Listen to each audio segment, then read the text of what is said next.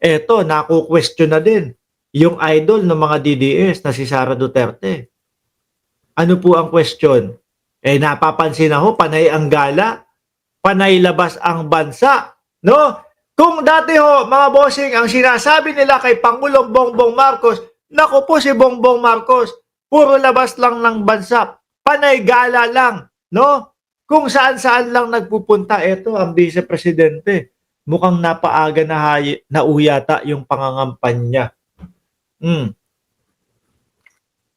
Napapansin ako, mga bossing. No? Sabi dito, ano? Sabi ng DZMM, Radyo Patrol sa Istrenta, kinwestiyon ng Kamara ang biyahe ni BP Sara Duterte sa Australia para sa isang pre-Duterte Now rally. Biruin mo ang ating Pangulo ho, mga kababayan. Nasaan ang ating Pangulo? Kung di ako nagkakamali, Japan. Di ba? Japan. Nakikipag-usap, nakikipagtulungan, kumukuha ng mga investors para pumasok po sa Pilipinas. Trabaho. Tapos po ang ating Vice Presidente, ayun, pre-Duterte. Monthly ata ito. Linggo-linggo ho yata, mga kababayan. No? 2 buwan makalipas, nasaan? Nasa Hague. Halos 1 buwan. Tapos umuwi. Tapos bumalik ulit. 1 buwan na naman yata doon. Tapos eto, iba na naman po. Australia naman, mag-around the world yata. No? Tapos ang bit-bit nila ay pre-Duterte now. Paulit-ulit na ganyan. Ako ho, mga kababayan, pakiramdam ko, ginagamit na lang ni Inday Sara Duterte si dating Pangulo. Lulubos-lubusin ko hanggat nasa loob si Duterte o yung tatay ko. No? Kasi kapag ka nasa loob pa siya, ramdam na ramdam pa yung awa ng mga bibisitahin kong Pilipino na nasa ibang bansa. Nasa loob pa yung tatay ko. Naku, kapag ka ito, wala na. Pag nakalabas na to, wala na. No, wala na yung awa. Ayon sa Kamara, dapat ay malinaw ang paggamit ng oras at pondo ng mga halal na opisyal upang hindi masayang ang tiwala ng taong bayan. Iniisip ba ng Kamara na yung paglabas-labas ni Inday Sara Duterte ay pondo ng bayan? Hindi natin alam. Ano po? Yung sa Netherlands lang, pabalik-balik na, nakailang balik na po. Tapos sila pa itong may gana na bumati ko sa ating Pangulo, labas daw ng labas ng Pilipinas, si Pangulong Bongbong Marcos.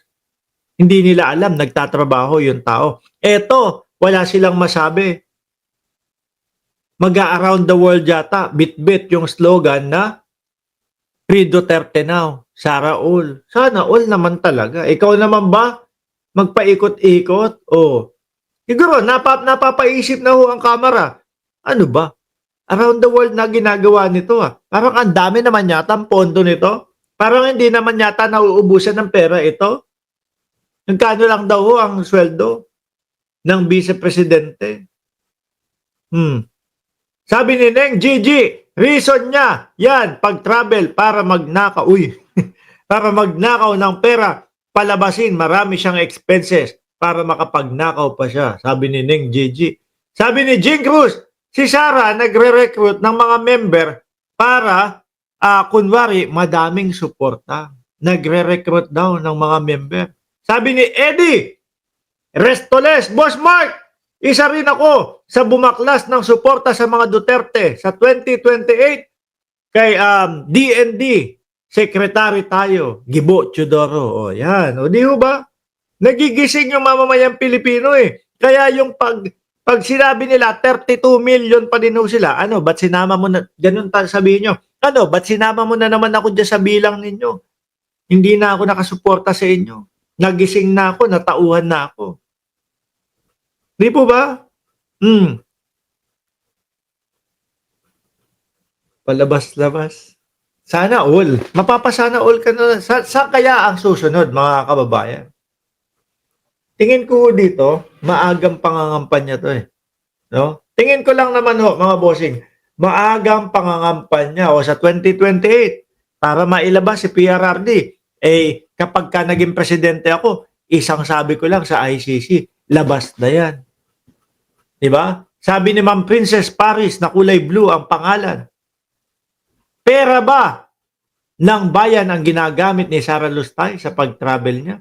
Tingin ko, isa po yun sa tanong ng ating mga kababayan. Dahil po masyado na, halos ang haba na. Si Roque, ang tingin ko nga din dun, medyo kahit papaano, nauubusan na din ng PC yun eh. Eh kapag ka lumabas ka ng bansa, pumunta ka ng ibang bansa, iba na ang conversion. Hindi na kagaya ng Pilipinas. Pilipinas, 50 pesos o 100 piso, makakakain ka na sa mga karinderya. Busog ka na. Pero kapag ka nasa ibang bansa ka, times 5 na yan, times 6 na ho, mga bossing. Ganon din kabilis. Kayang ubusin yung pera mo kahit milyon-milyon ho. O, di ba? Eh lalo na ho sila, mga kababayan.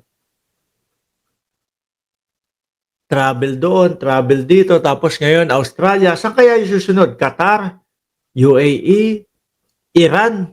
Baka madaan si Inday Sara Duterte sa Iran. Tsaka Israel. 'Di ba? May mga Pilipino doon. Baka kukumbinsihin din po, mga kababayan. Hindi, kapag ganito naman ho kasi, halos buwan-buwan na, halos walang humpay na ho, talaga namang matatanong ng mamamayang Pilipino, matatanong ng Congress, matatanong ho ng mga nakakapansin, aba, sobra na yata ang gastos mo. Saan ba galing yung mga pamasahe, yung mga pan-travel, o yung pondo na yan? Mahaba ho eh. Mahaba ang PC. Bigla ho minsan mga kababayan, bigla may pumapasok sa isipan ko na naaalala ko bigla si Katrina Ponce Enrile eh. No? Sabi ni Katrina Ponce Enrile, ang China nagpopondo sa Pilipinas. May pinopondohan ng China sa Pilipinas para wasakin ang gobyerno ng Pilipinas. Ako naman nagtatanong lang kung sino-sino kaya yung napopondohan na yun ng China, mga bossing. Hindi ko naman sinasabi si Inday Sara Duterte yun, ha? Tayo nagtatanong lang kung bakit napakahaba naman ng PC. Tapos, idagdag mo pa yung gastos nila kay dating Pangulo.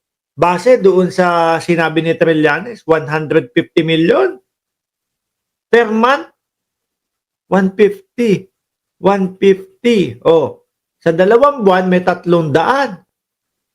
Sa 4 na buwan, sa 2 buwan, may 300 milyon si Kopman. Sa 4 na buwan, merong 600. Sa 6 na buwan, may 900 milyon. Sa 7 buwan, 1 bilyong piso. No? Magkano ba sa USD ang 150 million? $300,000?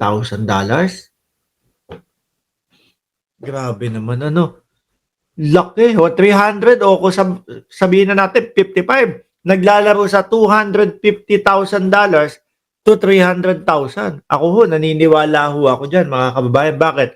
Dito po, sa kinaroroonan natin, Cayman Islands, meron pong mga lawyer na ganyan po talaga sumweldo. 100,000.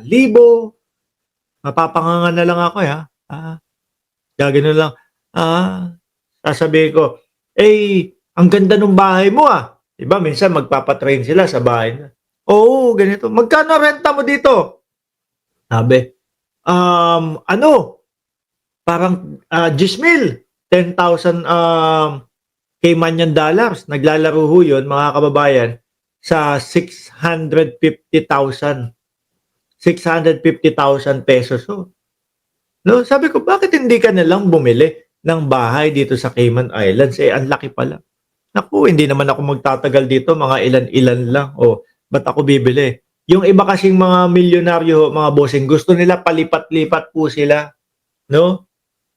Gusto nila palipat-lipat sila. Sabi ni Ma'am Neng Gigi, pansin ko, slow, no? Walang masyadong nag-comment. Dati sunod-sunod ang comment. Ewan natin. Sige, baka tahimik lang ho. Nag-ano sila.